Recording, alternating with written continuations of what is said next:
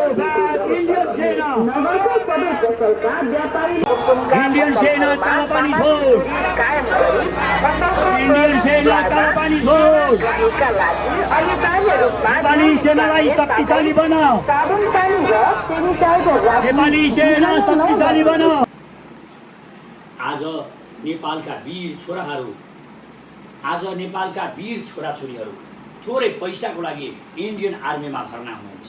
Indian आर्मीमा भर्ना भएर उहाँहरू अर्काको देशको लागि लडिरहनु भएको छ, इन्डियाको लागि लडिरहनु भएको छ। र तर त्यही इन्डिया नेपालको तिनै छोराछोरीहरूको आमामाथि बलात्कार गरिरहेको छ, नेपालको सिमाना मिचिरहेको छ।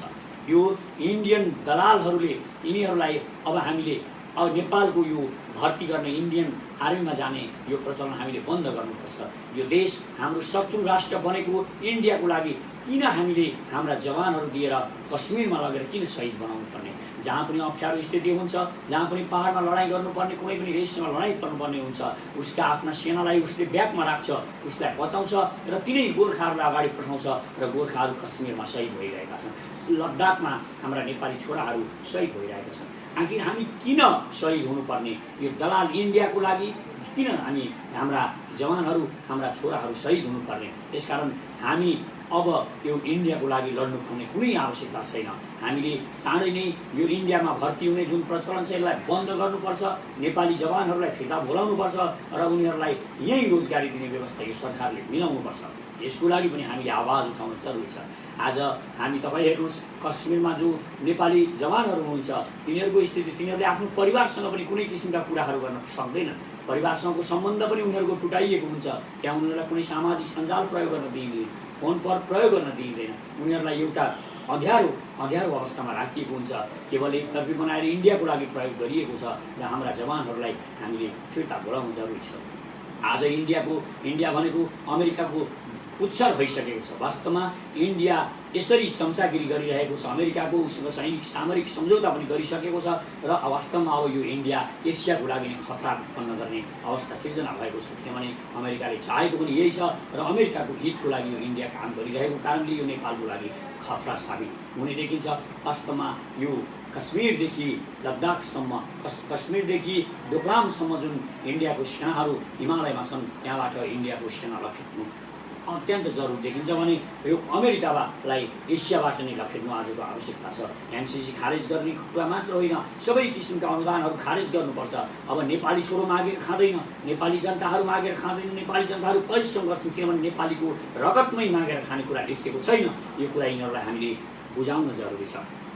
अर्को एउटा विडम्बनाको कुरा छ, यहाँहरूलाई आज नेपाली जवानहरूको यो स्थितिको बारेमा त मैले यहाँहरूलाई बताइ नै सकेँ। भने अब त्यहाँ कश्मीरमा जुन नेपाली जवानहरूको, नेपाली वीर योद्धाहरू छोराहरूको मानवाधिकारको कुरा र मानवाधिकारको ढोङ पिट्ने अमेरिका र इन्डियाले आज कश्मीरमा जुन ताण्डव देखाइरहेको छ, कश्मीरका जनताहरूको पनि उसले जुन मानवाधिकारको हनन गरेको छ, उनीहरूलाई कुनै पनि प्रकारको सुविधाहरू नदिएर अँध्यारोमा राखेको छ, उनीहरूलाई 19औं शताब्दीको स्थितिमा पुर्याएको छ। यो पनि अर्को इन्डियाको कुरो थाहा छ। किनभने यसको कुनै पनि यो वरिपरिका देशसँग कुनै प्रकारको पनि राम्रो सम्बन्ध नभएको, सम्बन्ध बिग्रिरहेको कारणले अब इन्डिया वास्तवमा हामीमाथि क्रूर हुन सक्छ र त्यसको लागि हामीले नेपाली सेनाहरूलाई तयार गर्नुपर्छ, नेपाली सेनालाई शक्तिशाली बनाउनुपर्छ भनिएको हो। हामीले वास्तवमा इन्डिया भनेको नेपालको लागि अभिशाप हो। हुन त यो मैले भनिरहँदाखेरि सबैलाई किन इन्डियाको विरोध गर्नुभएको भन्छन्, तर विरोध तपाईँ जुन दिनसम्म इन्डियासँग टाँसिने र इन्डियाको भर पर्ने अवस्था रहन्छ त्यो बेलासम्म नेपालको केही हुनेवाला छैन, नेपालको भविष्य अन्धकार हुनेवाला छ। यो बुझ्न हामीले अत्यन्तै जरुरी छ। यसको लागि हामीले सङ्घर्ष गरिरहनु जरुरी छ। अर्को कुरा, इन्डियामा प्रवासी नेपालीहरू जो लाखौँको सङ्ख्यामा हुनुहुन्छ, नेपालीहरू काम गरिराख्नु भएको छ र त्यहीँको नागरिक भएर बसिरहनु भएको छ। उहाँहरूको नागरिकतामाथि पनि अब इन्डियाले सवाल उठाउँदैछ। उसको एनआरसीले अब भोलि कुनै दिन पनि भुटानबाट जसरी नेपालीहरूलाई लखेट्यो, नेपाली मूलका भुटानीहरूलाई लखेट्यो, त्यसरी कुनै पनि बेला इन्डियाबाट नेपाली मूलका नेपालीहरूलाई, भारतीयहरूलाई कुनै पनि बेला लखेट्न सकिन्छ।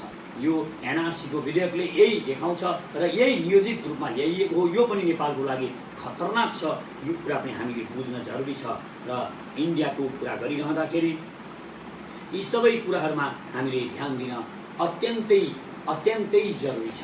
यो कुराहरूमा ध्यान दिउँ र नेपाललाई शक्तिशाली बनाएर हामी वास्तवमै नेपाललाई विश्वको एउटा शक्तिशाली राष्ट्रमा रूपान्तरण गर्न सक्छौँ। त्यो लाइनमा अगाडि बढ्नको लागि म विश्वभर रहनुभएका छरिएर रहनुभएका नेपाली युवाहरूलाई अनुरोध गर्छु, तपाईँहरू जहाँ हुनुहुन्छ जोडिनुहोस्, सचेत नेपाली महाअभियानमा जोडिनुहोस्। हामी एउटा पवित्र भावना लिएर यो देश जोड्न भनेर आइरहेका छौँ। हामीसँग वास्तवमै स्पष्ट धारणाहरू छन्, स्पष्ट नीति लिएर यो देश जोड्नको लागि हामी आएका छौँ। यहाँहरूसँग हाम्रो अत्यन्त विनम्रतापूर्वक अनुरोध छ, अब हामी गर्ने हाम्रा कार्यक्रमहरूमा समर्थन जनाउनुहोस्, नैतिक समर्थन जनाउनुहोस्। तपाईँ जहाँ हुनुहुन्छ तपाईँ हामीसँग भौतिक रूपमा उपस्थित हुन सक्नुहुन्न भने पनि हामीलाई नैतिक समर्थन दिनुहोस्। हामीले अहिले तपाईँहरूसँग पैसा मागेका छैनौँ। हामीले आफैले आफ्नो जति सक्दो हामीले आफैले जुटाएर आफै खर्च गरेर हामीले अहिलेसम्म खर्च गरिरहेका छौँ र हामी अन्तिम अवस्थासम्म पनि आफै यो पार्टी बनाएर यसलाई बचाउन चाहन्छौँ। हामी अनुरोध गर्न चाहन्छौँ, अरू जस्तो हाम्रो कुनै पनि किसिमका आफ्ना निजी स्वार्थहरू छैन। धेरै मानिसका आफ्ना निजी स्वार्थहरू हुन्छन्। हाम्रो पहिलो कुरा त हामी आफूलाई केन्द्रित गरेर कुनै पनि प्रकारका नीतिहरू बनाइरहेका छैनौँ। आजसम्म संसारमा सबै देशहरूले, सबै नेताहरूले आफूलाई केन्द्रीकृत गरेर नीतिहरू बनाएका छन्। तर हामीले वास्तवमा सीमान्तकृत त्यो अन्त्यमा रहेकालाई सर्वधर्म र अन्त्योदय भनेर, सर्वोदय नभनेर अन्त्योदय भनेर त्यो अन्तिम अवस्थामा रहेका जनताहरूलाई हामीले वास्तवमा अगाडि ल्याउनुको लागि मूलधारमा ल्याएर अगाडि बढाउन खोजिरहेका छौँ। यसको लागि यहाँहरूको सपोर्टको अत्यन्तै जरुरी छ। हामीसँग जोडिनुहोस् र भोलि इटलीबाट हुने प्रदर्शनीमा मोटरसाइकल र्यालीमा उपस्थित भएर तपाईँहरू हामीलाई सहयोग गर्न सक्नुहुन्छ। यो जनचेतनामूलक कार्यक्रम हो। कोभिडले वास्तवमा अहिले निकै नै त्रास फैलाइरहेको छ। यो निकममा सरकारले अब कुनै पनि किसिमका कामहरू गर्न सक्दैन। यसले आफ्नो सेवा सुविधा लिने भन्दा बढ्ता आफूलाई खाने भन्दा यिनीहरूका लागि कुनै पनि किसिमका विपत्तिहरू एउटा फाइदाजनक र आफ्नो हितमा प्रयोग गर्ने गर्छन् यिनीहरूले। चाहे बाढी हुन्, चाहे बाढी आओस्, चाहे कोभिड नै किन नआओस्, कोरोना नै किन नआओस्, यिनीहरू आफ्नो लागि उपयोग गर्छन् र यिनीहरू आफ्नो लागि उपयोग गरेर ती सारा कुराहरू आफूले घुस खाने, भ्रष्टाचार गर्ने यसको लागि उपयोग गरिरहेका छन्। 10 खरब खोइ भनेर जनताहरू त्यसै कराएका होइनन्। वास्तवमा यो 10 अरब खोइ भनेर जनताहरू यसै कराएका होइनन्। यो सब यिनीहरूको भ्रष्टाचारप्रतिको नाङ्गो नाच जनताहरूलाई थाहा छ, नागरिकहरूलाई थाहा छ। अब हामीले धेरै सोच्नु जरुरी छैन। आज यस्तो सङ्क्रमणको अवस्थामा पनि यी दलालहरू दलालीमा लागेका छन्, सत्ताको दलालीमा, प्रधानमन्त्री हुने दलालीमा लागेका छन्। यो देशको लागि योभन्दा ठुलो विडम्बना अरू केही नहुन सक्छ। त्यसैले अब एउटा विकल्प चाहिएको छ यो देशलाई र त्यो विकल्प हामी दिन खोजिरहेका छौँ। त्यो विकल्प हामीसँग वास्तवमा यत्तिकै आएका छैनौँ। मानिसहरूले हामीलाई विश्वास गरिरहेका छैनन्। हामी भन्छौँ विश्वास नगर्नुहोस्, हामीसँगै आउनुहोस्, हामीलाई हेर्नुहोस्, हाम्रा नीतिहरू के छन् हामी तपाईँलाई बताउन चाहन्छौँ। हामी वास्तवमा यो अहिले जुन संसारमा देखिएका वादहरूको कुरा छ, यीभन्दा हामीसँग अलिक फरक किसिमको संसारलाई हेर्ने दृष्टिकोण पनि छ। हामी मार्क्सवादीको गलत दृष्टिकोण र लोकतन्त्रवादीहरूको, यी क्यापिटलिजम मान्नेहरूको गलत दृष्टिकोण र अध्यात्मवादीहरूको गलत दृष्टिकोणको कारणले यो देश बिग्रिएको छ भन्ने हाम्रो सोच छ। र कुनै पनि यी नीतिहरू संसारभरि अब सफल भइसकेका छन्। यो नीतिहरूको भन्दा फरक हामीले सर्वपहिचानवाद ल्याएका छौँ। यो यी तिनै किसिमका कुराहरूको पोजिटिभ सकारात्मक पक्षहरूलाई हामीले उजागर गरेका छौँ, जसले यो देशका जनताको मात्र होइन संसारको सबैको हित हुनेछ भन्ने हामीलाई विश्वास छ। साथै भोलिको म फेरि पनि अन्त्यमा सम्झाउन चाहन्छु यहाँहरूलाई, भोलि हाम्रो 2 बजेदेखि इटलीको निम्तो रेस्टुरेन्टको अगाडिपट्टि हामी भेला भएर एउटा मोटरसाइकल र्याली गर्नेछौँ। 2 बजे त्यहाँ उपस्थित भइदिनको लागि हामी हार्दिक अनुरोध गर्छौँ। यहाँ सबै त्यो भेलामा उपस्थित भएर हामीलाई सहयोग गर्नुहोस्। हामी सँगसँगै अगाडि बढौँ। अब यो देशलाई युवाहरू जुटेनौँ भने यो देश वास्तवमै दास बन्नेवाला छ। यो देशलाई तपाईँहरू मुक्त र स्वतन्त्र राख्न चाहनुहुन्छ भने, वास्तवमै यो नेपाल फेरि इन्डियाको दलाल नबनोस् भन्ने चाहनुहुन्छ भने एकपटक हामीले यो काम गर्न जरुरी छ। यो देशको लागि केही गर्न जरुरी छ। त्यसैले म भन्छु let's do something great for Nepal. यो देशको लागि हामी एउटा केही महान कार्यको काम गरौँ, महान काम गरौँ। वास्तवमा हामीले यो महान काम गर्न जरुरी छ। त्यसकारण म यहाँहरूलाई रिक्वेस्ट गर्छु, अनुरोध छ मेरो, तपाईँहरू आउनुहोस्, हामी संलग्न हौँ, एकसाथ बढौँ र जहाँ जुनसुकै अवस्थामा हुनुहुन्छ तपाईँ त्यहाँबाट आफूलाई जोड्न थाल्नुहोस्, साथीहरू जोड्न थाल्नुहोस्, एउटा पेज बनाउनुहोस्, ट्विटर ह्यान्डल बनाउनुहोस्, युट्युब च्यानल बनाउनुहोस् र त्यहाँबाट साथीहरूलाई जोड्नुहोस् र एउटा समिति बनाएर हामीसँग जोडिनुहोस्। हामी तपाईँसम्म आइपुग्नेछौँ र यो सबै हामी मिलेर अब यो देशलाई अब वास्तवमै महान देशको रूपमा परिणत गर्नुपर्छ। हामी वास्तवमै यो देशलाई महान बनाउन सक्छौँ। हामीभित्र जुन अपार सम्भावना र सामर्थ्य छ, हामी युवाहरूले त्यो सामर्थ्य, हामीभित्रको यो शक्तिलाई चिन्ने प्रयास गरौँ। त्यो शक्ति जुन संसारका अरू युवाहरूले आफ्नो देश बनाउन सक्छन् भने हामी पनि बनाउन सक्छौँ। संसारका कुनै पनि मानिसले गरेको काम यो देशका युवाले पनि गर्न सक्नुहुन्छ। तपाईँभित्र पनि केही शक्ति छ, किनभने संसारका मानिसहरूसँग जुन शक्ति छ त्यो तपाईँसँग छ, हामीसँग छ। हामी सबै वास्तवमा वीर, हामी विचार यही भूमिबाट गएका छौँ। संसारलाई दिने विचारहरू, महान विचारहरू यो भूमिबाट गएका छन्। शक्ति यही भूमिबाट गएको छ। बुद्ध भगवानहरू र अरू जति पनि भगवानहरू छन्, संसारलाई भगवान पनि यो भूमिले दिएको छ। वास्तवमा यो भगवानले अस्तित्वले वास्तवमा धेरै अन्तिममा बनाएको एक महान भूमि जस्तो लाग्छ। यो महान भूमिमा तपाईँ हाम्रो जन्म हुनु हाम्रो गौरवको कुरा हो। नेपाल जस्तो सुन्दर देश संसारमा मैले जति देशहरू घुमे कहीँ पनि देखिनँ। यो वास्तवमै एक महान र सुन्दर देश छ। यो महान सुन्दर देशलाई हामी यसरी विरूप बनाएर नराखौँ। यो देशलाई महान बनाउनु लागि हामी संसारभरिका हामी युवाहरू अब एकपटक एकजुट बनौँ। हामी जसरी सक्छौँ हामी मुठीदान गरेर हुन्छ कि हामी दिनमा 1 रुपैयाँ दिएर हुन्छ कि दान दिएर हुन्छ कि हामी एउटा फन्ड जम्मा गर्न जरुरी छ र त्यसबाट यो देशलाई हामीले चाहेको व्यवस्था सिर्जना गरेर हामी अगाडि बढ्न सक्छौँ। हामी स्पष्ट नीति बताउनेछौँ। त्यो नीति के हो हामीसँग चर्चा छलफल गर्नको लागि पनि हामी त्यहाँहरूलाई निमन्त्रणा दिन्छौँ र भोलि हुने कार्यक्रममा अन्तिममा सम्झाउँदै भोलि 2 बजे रेस्टुरेन्ट निम्तो रेस्टुरेन्टको अगाडि पश्चिम लाइनमा इटरीमा यो निम्तो रेस्टुरेन्ट अगाडिबाट हामी जम्मा भएर हामी अघि बढ्नेछौँ र केही हामी एउटा सामाजिक नियमहरू पालना गर्दै यो मैले भन्ने पनि गरेको छु। हामी यही सरकारले बनाएको नियममा, यी गद्दार नेताहरूले बनाएको नियममा यिनीहरूकै अखडामा खेलेर हामी यिनीहरूलाई पछार्न आएका हौँ। त्यसैले हामी नियम पनि तोड्दैनौँ। हामीलाई रोक्न खोजिन्छ भने हामी अगाडि बढ्छौँ। हामी रोकिनेवाला छैनौँ। हामी कसैले रोकेर रोकिँदैनौँ। हामी डराउनको लागि आएका होइनौँ। हामी लड्नको लागि आएका हौँ। हाम्रो ज्यान पहिले यो देशको लागि सुम्पिसकेर आएको कारणले हामीलाई विश्वास छ। अब हामीलाई डर भन्ने कुरा यो माइन्डमा छैन र जसले डराउँदैन, त्यसले जोसँग डर छैन, त्यसले नि संसार जित्न सक्छ। र युवाहरूलाई सबै साथीहरूलाई म अनुरोध गर्छु, मनबाट डर भगाएर आउनुहोस्। अब हामी एक भएर यो देशको लागि केही गरौँ। यो गरेर देखाउनु जरुरी पनि छ। फेरि हाम्रा सन्ततिहरूले हामीलाई गाली नगरौँ, हामीलाई नभनुन् यो देशको सार्वभौम सत्ता र अखण्डता खतरा परेको बेला तपाईँ कहाँ हुनुहुन्थ्यो, किन केही बोल्नु भएन बाबा भनेर, किन केही बोल्नु भएन मम्मी भनेर हामीलाई उनीहरूले भन्ने अवस्था नहोस्। यसको लागि म हार्दिक अनुरोध गर्छु। हवस् त यति भन्दै यहाँबाट बिदा हुन्छु। नमस्कार।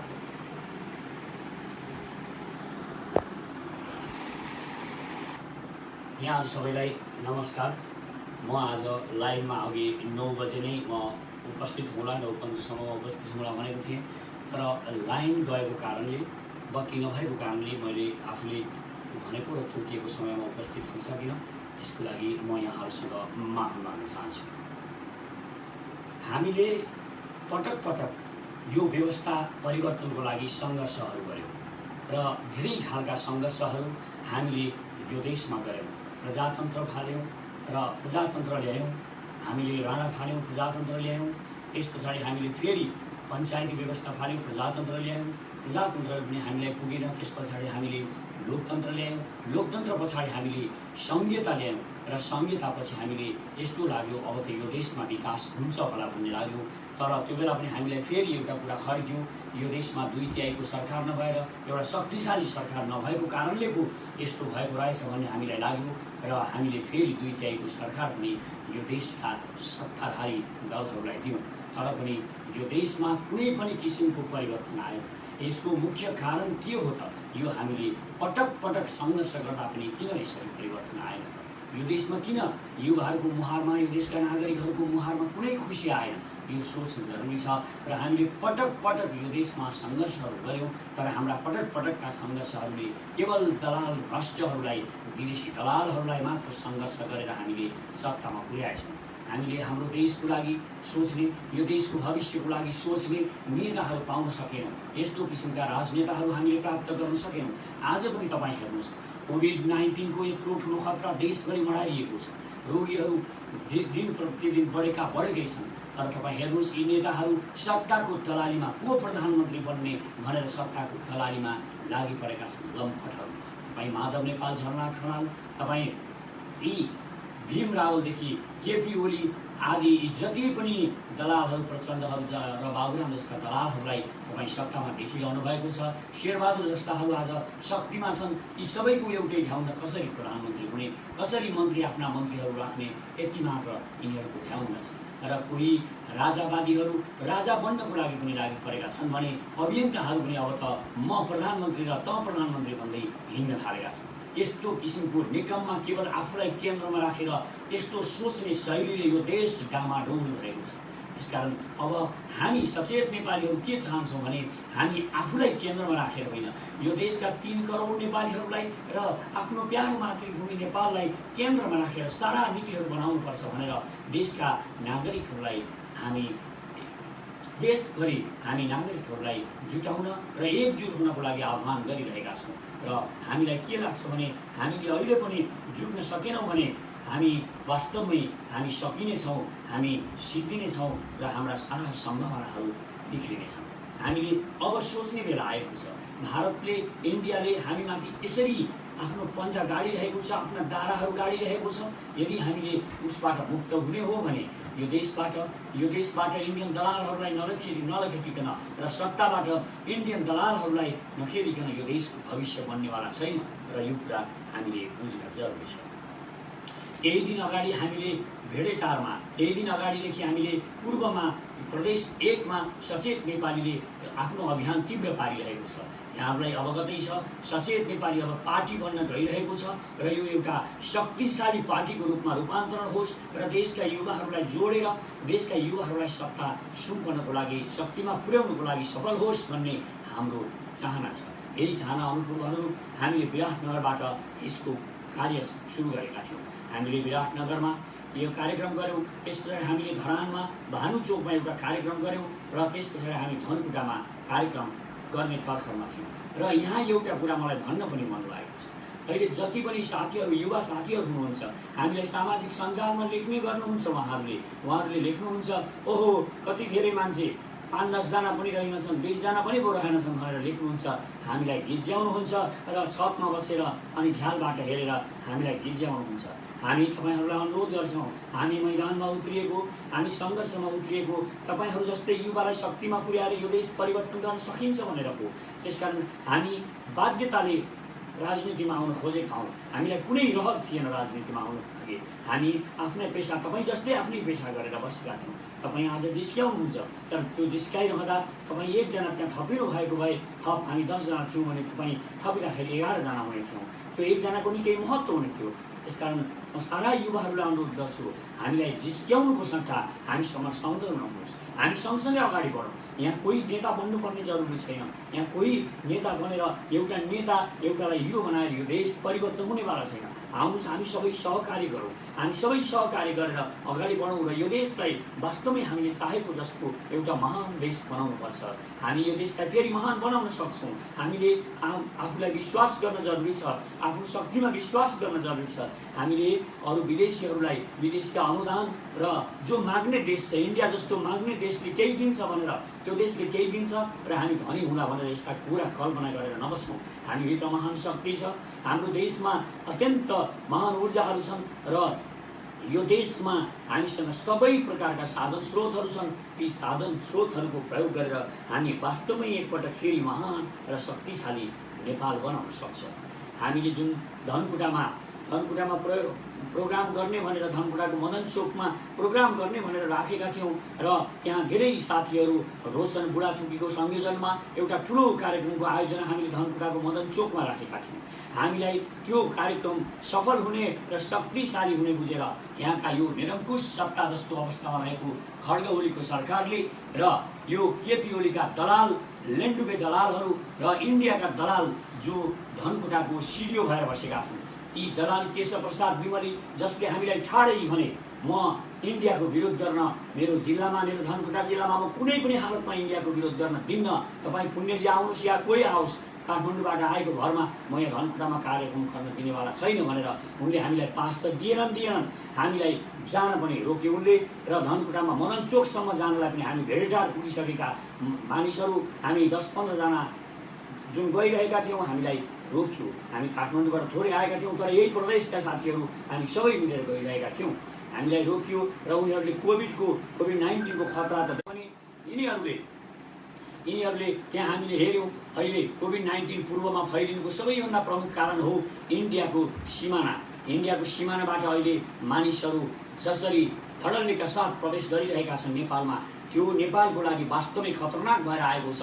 जहाँसुकैबाट इन्डियनहरू छिरिरहेका छन् र नेपालको सिमाना अपडेट नगरिकन नेपालको सिमानामा वास्तवमै त्यहाँ इन्डियनहरूलाई नरोकिकन यो कोभिड-19 रोकिनेवाला पनि छैन। तर यिनीहरू रोक्न चाहँदैनन्। त्यहाँबाट पैसा घुस खाएर जोगमुनिबाट मानिसहरू छिरिरहेका छन्। उपचार गर्ने बहानामा नेपाल छिरेका छन् र नेपालका विराटनगरका हस्पिटलहरूमा सारा हस्पिटलहरूमा अहिले इन्डियन रोगीहरूको कारणले त्यहाँ पुरै कोभिड-19 फैलिसकेको छ भने अहिले पूर्वमा त्यसै रूपमा फैलिरहेको छ। यिनीहरू लापरवाही गर्छन् तर हामी सुरक्षित रूपमा एउटा गाडीमा 3 जना चढेर जाँदा पनि र हामी सुरक्षित मास्कदेखि लिएर सेनिटाइजर हामीले पुरा गाडीमा छर्किएर आफूले सेनिटाइजर बोकेर सबै तरिकाले तयारी गरेर जाँदा पनि यिनीहरूले हामीलाई रोक्ने प्रयास गरे र यसको रोकिनुको मुख्य कारण यी भ्रष्ट दलाल लेन्डुबेसिडियो जसले केशव प्रसाद विमली जो एउटा दलाल इन्डियाको दलालीले खुल्ला आफूलाई इन्डियन हो भनेर इन्डियनको म वास्तवमा कुनै पनि किसिमको हानि गर्दिनँ भन्ने हामीलाई खुल्ला घोषणा गरे।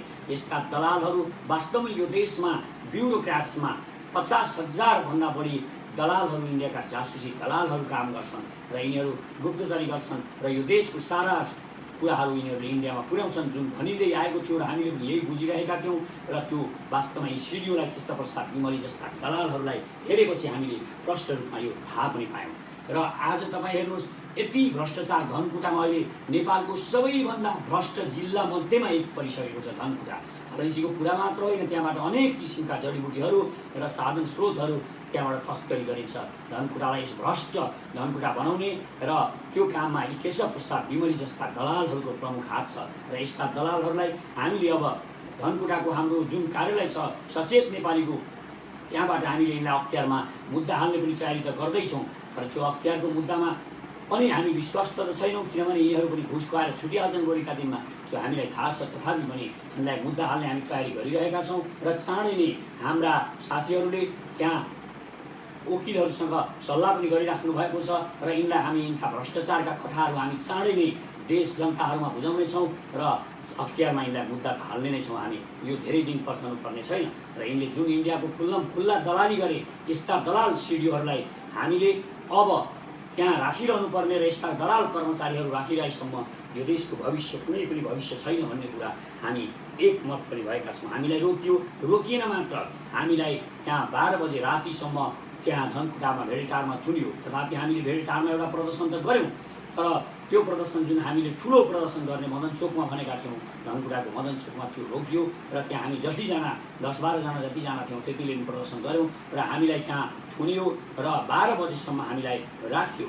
12 बजे हामीलाई छोडियो र हामीले 12 बजे पनि भेडेटारमा प्रदर्शन गऱ्यौँ र हामीलाई एउटा कुराको खुसी लागिरहेको छ कि जब हामी राति 12 बजे छान्छौँ 11-12 बजे हामीले प्रदर्शन गऱ्यौँ त्यहाँ भेडेटारका सबै जनताहरू बाहिर निस्केर हामीलाई ताली बजाएर स्वागत गर्नुभयो र म भेडेटारका जनताहरूलाई यहीँबाट सलाम गर्न पनि चाहन्छु। तपाईँहरू महान हुनुहुन्छ र तपाईँहरूले जुन हामीलाई स्वागत गर्नुभयो वास्तवमा यो एउटा नयाँ शक्ति र नयाँ विकल्प चाहिएको छ भन्ने एउटा प्रमाण पनि हामीले यसलाई प्रमाणको रूपमा पनि लिएका छौँ र यसलाई तपाईँहरू बचाइराख्नुहोस् र त्यहाँ सङ्गठित हुनुहोस्। अब यो देशमा यी दलहरूबाट यी राजावादी यी दल काङ्ग्रेस र यी कम्युनिस्टहरूबाट यो देश बन्नेवाला छैन। यिनीहरूले बनाउने भए 70 वर्षभित्रमा बनाइसक्थे। अहिले यो 2 तिहाईको सरकार हुँदा आज हेर्नुहोस् यी दलालहरू सत्ताको बार्गेनिङमा लागिरहेका छन्। को प्रधानमन्त्री हुने को मन्त्री हुने भनेर यिनीहरू आज दलाली गरिरहेका छन्। प्रचण्ड र केपी ओलीको एउटै लडाइँ छ, को सत्तामा पुग्ने को शक्तिमा पुग्ने।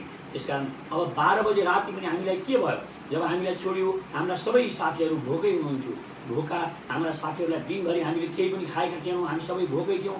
हामीले त्यहाँ एक होटलमा खाना खाने व्यवस्था पनि मिलाउन खोजेका थियौँ तर हामीलाई त्यहाँ खाना खान पनि दिइएन र हामी वास्तवमा त्यहाँका जनताहरूले पनि त्यहाँका प्रहरी त्यो क्रूर प्रहरीहरूलाई ती निर्लज्ज प्रहरीहरूलाई जसले हामीलाई त्यति क्रूर दमन गरेका थिए तिनीहरूलाई रिक्वेस्ट पनि गरे स्थानीय जनताहरूले उहाँहरूलाई खाना खान दिनुहोस् भनेर, तर उनीहरूले हामीलाई खाना खान पनि नदिकन त्यहाँबाट लखेटे र यो वास्तवमा निर्मम र यो राक्षसीपना त्यहाँका प्रहरीहरूले जुन देखाए यो पनि कम्ती निर्मम छैन। त्यसकारण हामीले खाना नखाइकन त्यहाँबाट विराटनगरसम्म फर्क्यौँ र हामीले कहीँ पनि अब होटल खोल्ने सम्भावना पनि थिएन राति हुँदो, र वास्तवमा त्यो दिन हामी चिउरा मात्र खाएर, चिउरा र पानी खाएर सुतेका थियौँ। तथापि हामीलाई कुनै पीडा छैन, किनभने यो देशमा चिउरा मात्र खाएर आफ्नो भोक मेटाउने लाखौँ जनता, गरिब जनताहरू आज देशमा कुना कुनामा भोकै बसिराख्नु भएको छ। हामीलाई यो थाहा छ र तिनै भोका र नाङ्गा जनताहरूको लागि हामी लडिरहेका छौँ र हामी लड्नेछौँ। हामी हार्ने छैनौँ, हामी लड्नेछौँ। हामीलाई विश्वास छ, हामी लडिरहनेछौँ। यो विश्वास म नेपाली जनताहरूलाई, नेपाली नागरिकहरूलाई म दिन पनि चाहन्छु, यो विश्वास दिलाउन पनि चाहन्छु। र हाम्रो देशमा विडम्बना नै भन्नुपर्छ, हामी नेपालको सेनालाई शक्तिशाली बनाउने आह्वान गरेर अगाडि बढिरहँदा यो देशको सेनालाई शक्तिशाली बनाउनुपर्छ र महान सेना बनाउनुपर्छ भनेर हामीले भनिरहँदाखेरि हामीलाई यिनीहरूले भनिरहेका छन् तपाईँहरू इन्डियाको विरोध गरिराख्नु भएको छ। वास्तवमा यो इन्डियाको विरोध नभएर यो इन्डियाको विरोध भन्नेहरू वास्तवमा इन्डियाको दलाली गरिरहेका छन्। हामीले कसरी नेपालको सेनालाई शक्तिशाली बनाउनुपर्छ, नेपालको सेनालाई पावरफुल र विश्वकै इन्डियाको भन्दा पनि नेपाली सेना शक्तिशाली बनाउनुपर्छ, यो वीर सेनालाई, गोर्खाली सेनालाई महान बनाउनुपर्छ हामीले भन्छौँ भने कसरी यो इन्डियाको विरोध हुन्छ? आफ्नो देश महान बनाउनुपर्छ भन्दा कसरी इन्डियाको विरोध हुन्छ? अनि हामीले प्रवेश आज्ञा लागू गर्नुपर्छ, इन्डियालाई हामीले बिना भिसा नेपाल प्रवेश गर्नु दिनु हुँदैन, हामीले यो नीति बनाउनुपर्छ, कानुन बनाउनुपर्छ भन्दा कसरी इन्डियाको विरोध हुन्छ? यिनीहरू केवल यस्ता निर्लज्ज कुराहरू मात्र गर्छन् र हामीलाई प्रवेश आज्ञा लगाउने कुरा गर्दा पनि यिनीहरू इन्डियाको विरोध भनेर हामीलाई, यिनीहरू जनताहरूलाई तपाईँहरू केवल इन्डियाको विरोध गर्नुहुन्छ भनेर भ्रम छाने गर्छन्। वास्तवमा यो इन्डियाका दलालहरूलाई यस्तो कुरा मन परेको छैन, यो हामीलाई थाहा छ, तर यिनीहरूलाई मन पर्दैन भन्दैमा हामी नेपालको हित विपरीत कुनै पनि काम यिनीहरूलाई गर्न दिनेवाला छैनौँ। यिनीहरूको लागि हामी एउटा यस्तो शक्ति भनेर यिनीहरूलाई देखाउनेछौँ र मलाई यो देशका युवाहरूप्रति विश्वास छ, युवाहरूमा जागरुकता देखिएको छ र हाम्रा साथीहरूले, प्रदेश एकका साथीहरू टिका निरौला र हाम्रा गजेन्द्र चौधरी साथै ज्ञान विश्वकर्माहरू जुन खटिरहनु भएको छ र म साथीहरूलाई रिक्वेस्ट गर्छु, भोलि इटरीमा हामी शान्तिपूर्ण रूपमा हामी मोटरसाइकल र्याली गर्दैछौँ। यो मोटरसाइकल र्याली पश्चिम लाइनको निम्तो रेस्टुरेन्टको, निम्तो होटलको अगाडिबाट सुरु हुन्छ र त्यहाँ सबै साथीहरूलाई मोटरसाइकल लिएर आउनु हुनमा हार्दिक अनुरोध गर्छु र मास्क लगाएर आउनु हुन पनि म हार्दिक अनुरोध गर्छु। एकपटक हामी डरायौँ भने हामी सकिन्छौँ, हामी दास बन्छौँ, यो कुरा ध्यान दिन जरुरी छ। र भोलि इटरीमा उपस्थित हुन म सम्पूर्ण नेपाली नागरिकहरूलाई, सुनसरीका सम्पूर्ण नागरिकहरूलाई हार्दिक अनुरोध गर्छु।